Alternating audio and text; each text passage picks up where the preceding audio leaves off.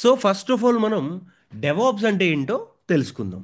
DevOps is the combination of two teams, development team and operations team. వీళ్ళిద్దరితో combine అయ్యేదే DevOps అన్నమాట. Usually ఇక్కడ మన డెవలప్మెంట్ టీం వాళ్ళు ఏం చేస్తారంటే అప్లికేషన్ కి కోడ్ రాసి ఆ కోడ్ ని బిల్డ్ టెస్ట్ చేస్తారు. సో ఆ అప్లికేషన్ టెస్ట్ చేసిన తర్వాత దానిలో మనకి ఎటువంటి ఇష్యూస్ లేవు అనుకున్నప్పుడు ఆ అప్లికేషన్ ని తీసుకువెళ్ళి ఆపరేషన్స్ టీం వాళ్ళకి ఇస్తారు. వీళ్ళు ఏం చేస్తారు, డెవలప్మెంట్ వాళ్ళు ఇచ్చిన అప్లికేషన్ ని తీసుకువెళ్ళి సర్వర్స్ లో పెట్టి సర్వర్స్ ని మెయింటైన్ చేస్తూ ఉంటారన్నమాట. ఇది జనరల్ గా వీళ్ళు చేసే పని. అయితే ఇంతకు ముందు వీళ్ళిద్దరూ ఇండివిడువల్ గా వర్క్ చేసేవాళ్ళు, ప్లస్ వాళ్ళు చేసే వర్క్ అంతా కూడా మాన్యువల్ వర్క్ అన్నమాట. ఇప్పుడు వీళ్ళిద్దరితో కలిపి వర్క్ చేపించడానికి ప్లస్ వీళ్ళు చేసే వర్క్ ని ఆటోమేట్ చేయడానికి డెవాప్స్ ఇంజనీర్ అనే అతను వచ్చాడు.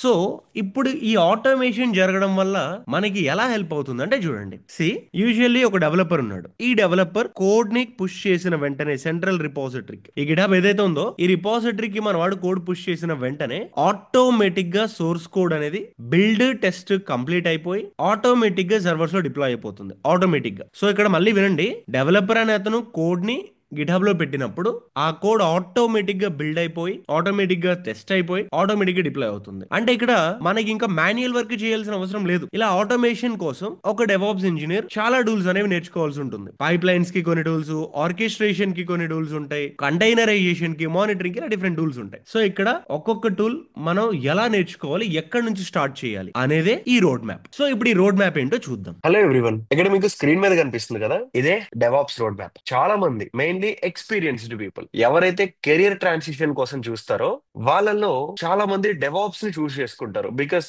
This is one of the best platform మన కెరియర్ స్విచ్ అవ్వడానికి. మంచి ప్యాకేజ్, ఒక డీసెంట్ ప్యాకేజ్ రావడం కోసం. ఆల్సో ఈ సపోర్ట్ రోల్స్ ఆరెల్స్ లేకపోతే బెంచ్ మీద ఉన్న వాళ్ళు ఎవరైతే ఉన్నారో వాళ్ళు ఎక్కువ ఈ డెవాప్స్ ప్రిఫర్ చేస్తూ ఉంటారు. బికాస్ ఈజీగా కెరీర్ ట్రాన్సిషన్ ఉంటుంది అని చెప్పి. అయితే మనం డెసిషన్ తీసుకుంటాం గానీ, బట్ ఆ డెవాప్స్ ఎలా నేర్చుకోవాలి, ఎక్కడి నుంచి స్టార్ట్ చేయాలి అని చెప్పి చాలా మందికి తెలియదు అనమాట. సో ఈ వీడియోలో మనం దాని గురించి మాట్లాడుకుందాం. Current as per the 2025 market standards ప్రకారంగా ఒక డెవాప్స్ ఇంజనీర్ కి ఏ స్కిల్స్ ఉండాలి, తను ఏ నేర్చుకుంటే మార్కెట్ లో సర్వే అవ్వగలడు అనేది మనం ఈ వీడియోలో మాట్లాడుకుందాం. First, it all starts with Linux fundamentals.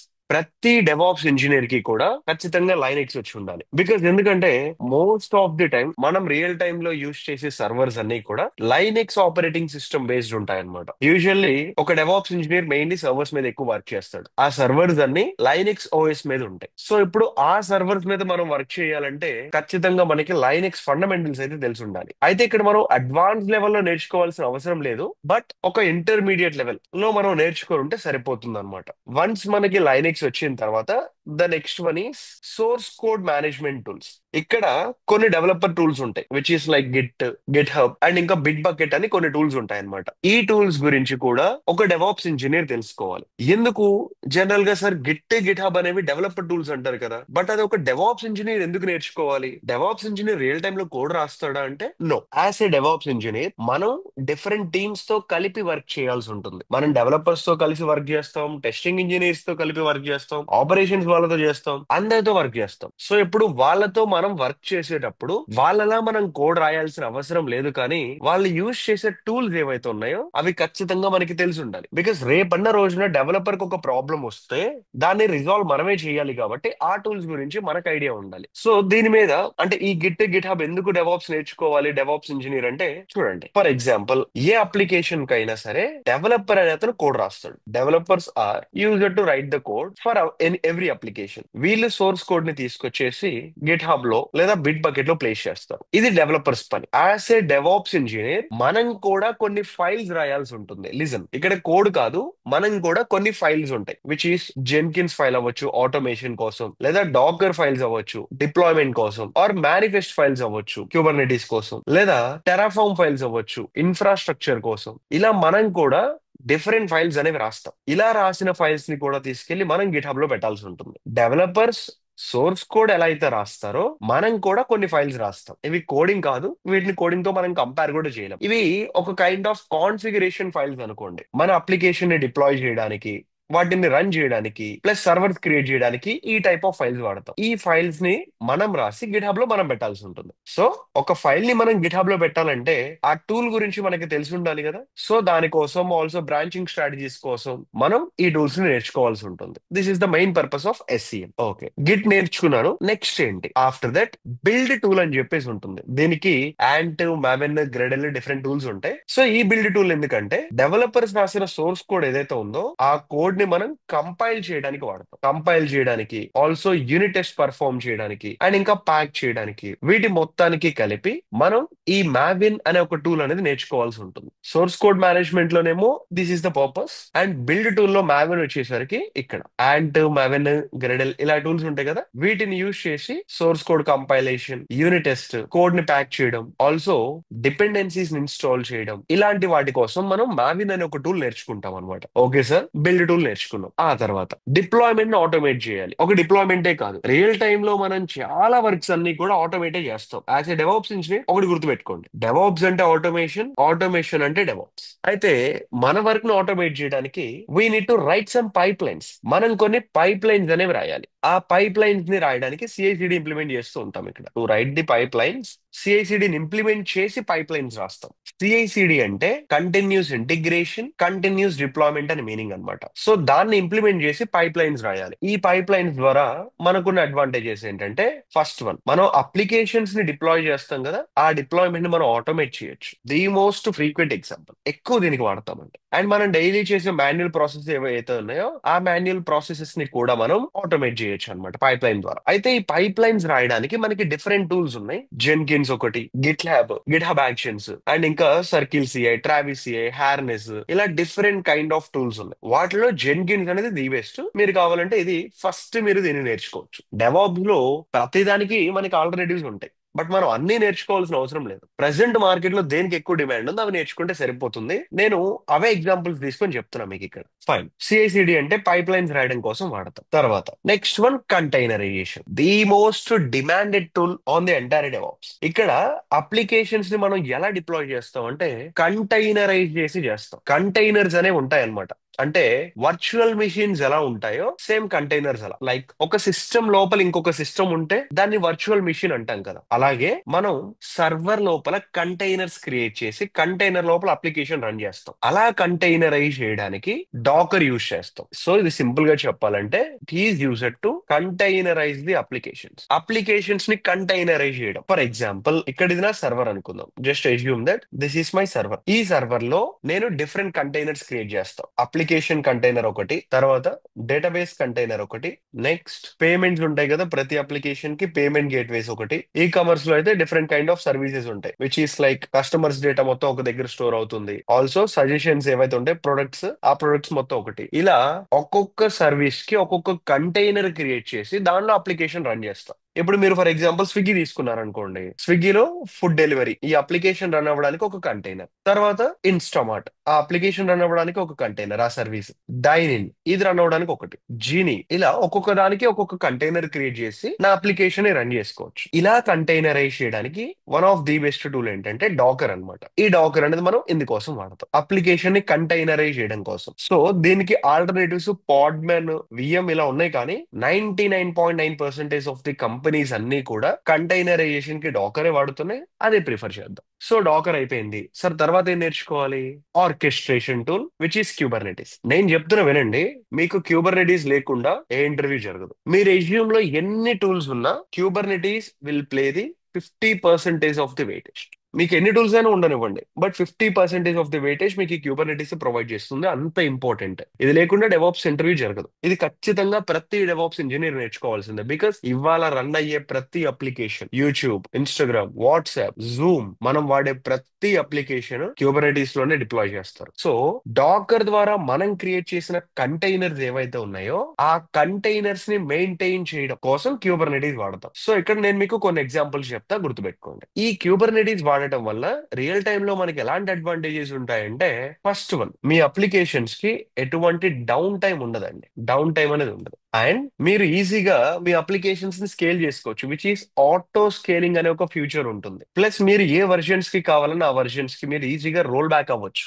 దీనిలో మీకు advanced level of security concepts ఉంటాయండి. Advanced level. మీరు క్యూబర్నెటీస్ వాడుతున్నారు అంటే మీ అప్లికేషన్ టాప్ నాచ్. మీరు చూడండి, ఎప్పుడు కూడా అమెజాన్, ఫ్లిప్కార్ట్ ఆర్ జియో హాట్స్టార్ ఇట్లాంటి అప్లికేషన్స్ ఎప్పుడు డౌన్ అవ్వవు. ఎప్పుడు డౌన్ అవ్వవు. చాలా rare cases, because those are using the advance tools called Kubernetes. So ఇలాంటి ప్రీమియం ఫీచర్స్ ఉండడం వల్ల కంపెనీస్ ఇవి వాడుతున్నాయి. డాకర్ తర్వాత రైట్ అవే మనం నేర్చుకోవాల్సిన టూల్ క్యూబర్నెటీస్. ఓకే, క్యూబర్నెటీస్ అయిపోయింది. ఇవన్నీ కూడా డిప్లాయ్మెంట్ కి సంబంధించిన టూల్స్. ఏవి?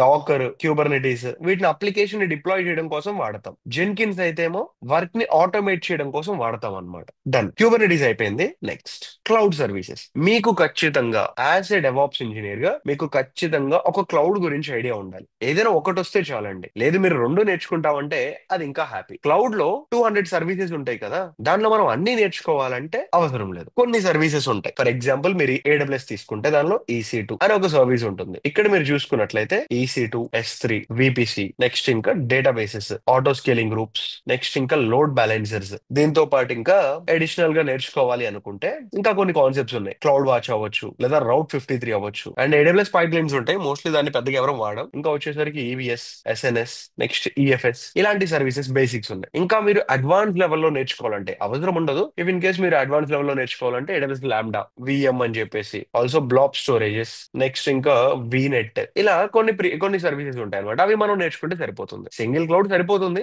మీకు ఇంకా టైం ఉంది అనుకుంటే మల్టిపుల్ క్లౌడ్స్ కూడా నేర్చుకో. ఓకే, క్లౌడ్ సర్వీసెస్ నేర్చుకున్నాం సార్. నెక్స్ట్ ఏంటి? ఇక్కడ కాన్ఫిగరేషన్ మేనేజ్మెంట్ టూల్ ఉంది. యూజువల్లీ దీనికి యాన్సిబుల్ అనేది వాడతాం. సో ఇక్కడ యాన్సిబుల్ అనే ఒక టూల్ వాడతాం. ఇది ఎటువంటి సిచ్యువేషన్స్ లో వాడతాం అంటే, యూజువల్లీ రియల్ టైమ్ లో మన అప్లికేషన్ ని hundreds of servers, thousands of servers లో రన్ చేస్తాం మన రిక్వైర్మెంట్ ని బట్టి. సో ఇప్పుడు అమెజాన్ లాంటి పెద్ద పెద్ద అప్లికేషన్స్ తీసుకుంటే కొన్ని వేల సర్వర్స్ లో అప్లికేషన్స్ రన్ అవుతుంది. లక్షలు కూడా అయి ఉండొచ్చు, మనం చెప్పలేం. సో ఇప్పుడు నా అప్లికేషన్ కూడా నేను హండ్రెడ్స్ ఆఫ్ సర్వర్స్ లో నేను రన్ చేస్తున్నా. ఇప్పుడు ఈ హండ్రెడ్స్ ఆఫ్ సర్వర్స్ లో ఎట్ ఏ టైం నేను ఏదైనా ఒక ప్యాకేజ్ ఇన్స్టాల్ చేయాలన్నా, లేదా ఒక ఫైల్ క్రియేట్ చేయాలనుకున్నా, ఆర్ ఒక ఫోల్డర్ నేను క్రియేట్ చేయాలన్నా, ఒక వెబ్ సర్వర్ అప్ చేయాలన్నా, ఏం చేయాలన్నా హండ్రెడ్స్ ఆఫ్ సర్వర్స్ లో నాకు ఎట్ ఏ టైం ఒక యాక్షన్ పర్ఫార్మ్ అవ్వాలి అనుకున్నప్పుడు ఈ యాన్సిబుల్ అనేది వాడతాం. సింపుల్ గా చెప్పాలంటే it is used to manage the multiple servers. నాకు మల్టిపుల్ సర్వర్స్ లో ఒక వెబ్ సర్వర్ రన్నింగ్ లో ఉందా లేదా, లేదా ఒక వెబ్ సర్వర్ ఇన్స్టాల్ చేయాలన్నా, కొన్ని కాన్ఫిగరేషన్స్ నేను అప్డేట్ చేయాలనుకున్నా, దానికి యాన్సిబుల్ అనే ఒక టూల్ వాడతాం. వీటికి ఆల్టర్నేటివ్స్ గా మనకి షెఫ్, పప్పెట్ అని కూడా ఉంటాయి. బట్ యాన్సిబుల్ ఫ్రీక్వెంట్ గా వాడతారండి. Next, IAC, one of the most important topic in the DevOps. ఈ IAC ఏంటంటే ఇన్ఫ్రాస్ట్రక్చర్ ని క్రియేట్ చేయడానికి. ఇన్ఫ్రాస్ట్రక్చర్ అంటే సర్వర్స్, డేటాబేసెస్, నెట్వర్కింగ్, ఇవే వస్తాయి. అయితే వీటిని మనం మల్టిపుల్ వేస్ లో క్రియేట్ చేయొచ్చు. ఎట్లా? మాన్యువల్ గా క్రియేట్ చేయొచ్చు, లేదా CLI కమాండ్ ద్వారా క్రియేట్ చేయొచ్చు సర్వర్స్ ని, డేటాబేసెస్ ని, లేదా ఆటోమేట్ చేసి కూడా చేయొచ్చు. రియల్ టైమ్ లో మనం ఎప్పుడు కూడా మాన్యువల్ మెథడ్స్ లేదా CLI మెథడ్స్ ఫాలో అవ్వం. మోస్ట్లీ ఆటోమేట్ చేస్తాం. ఇలా మన ఇన్ఫ్రాస్ట్రక్చర్ ని మొత్తం, ఇన్ఫ్రా అంటే ఏమని చెప్పాను?